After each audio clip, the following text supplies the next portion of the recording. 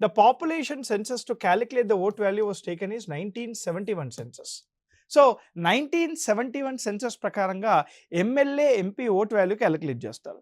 So Telangana MLA vote value is 152, right, in president and vice president of India elections.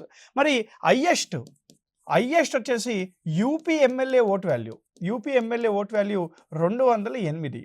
Lowest వచ్చేసి Sikkim MLA vote value 7 అనమాట. So Telangana గుర్తుపెట్టుకోండి, UP గుర్తుపెట్టుకోండి, అదేవిధంగా సిక్కిం గుర్తుపెట్టుకోండి. 2022 president of India ఎన్నికల్లో MP ఒక ఓట్ వాల్యూ ఎంత సార్ అంటే 700, రైట్. అదేవిధంగా 2017లో రైట్ ఎంపీ ఒక ఓట్ వాల్యూ ఎంత అంటే 708, రైట్.